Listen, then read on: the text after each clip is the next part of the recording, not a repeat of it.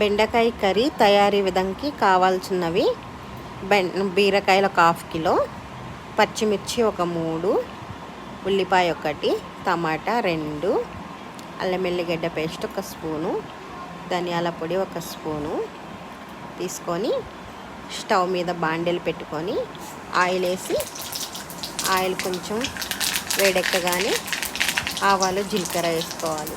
ఆవాలు జీలకర్ర వేసుకొని కొంచెం చిటపట్లాడినాక ఉల్లిపాయ పచ్చిమిర్చి దోరగా వేయించుకోవాలి. దోరగా అంటే మరీ బ్రౌన్ కలర్ రానవసరం లేదు, కొంచెం ఉల్లిపాయ మెత్తబడితే చాలు. ఉల్లిపాయ మెత్తబడ్డ తర్వాత అల్లం వెల్లిగడ్డ పేస్ట్ కొంచెం తీసుకోవాలి, ఎందుకంటే బీరకాయలకి అంత అల్లం వెల్లిగడ్డ పేస్ట్ ఏం అవసరం ఉండదు, ఎందుకంటే అది ఎక్కువ వాసన వచ్చేస్తుంది బీరకాయలకి. అది కొంచెం ఫ్రై అవ్వగానే ఇప్పుడు కరివేపాకు వేసుకుందాం. 1 రెమ్మ కరివేపాకు తీసుకున్నాం. అది కొంచెం చిటపట్లాడిన తర్వాత ఒకసారి మంచి మిక్సింగ్ అవ్వాలి. అయిన తర్వాత టమాటాలు వేయాలి. టమాటా వేసి కొంచెం మంచిగా మెత్తగా ఉంటే మంచిగా మెత్తగా అవ్వాలి. ఆ తర్వాత మనం పసుపు కొంచెం మనకి ఎంత సరిపడుతుందో అంత పసుపు తీసుకోవాలి. తర్వాత ఉప్పు 2 స్పూన్లు, తర్వాత కారం తీసుకున్నాం 2 స్పూన్లు కారం.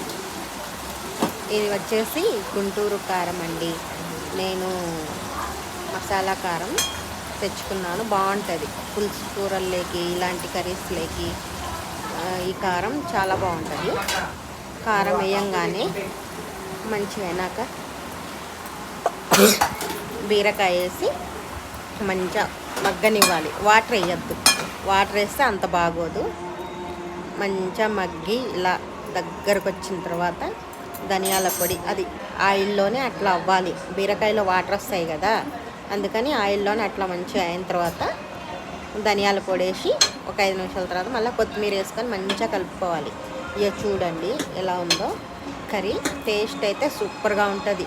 అన్నం లేక కానీ, చపాతీలు లేక కానీ, దేంట్లోకైనా సరే అస్సాం సూపర్గా ఉంటుంది. ఒకసారి ట్రై చేయండి, లైక్ చేయండి, సబ్స్క్రైబ్ చేసుకోండి, షేర్ చేయండి ప్లీజ్ అండి, ప్లీజ్. నా కర్రీ ఎలా ఉందో కామెంట్ చేయండి. Okay, bye friends.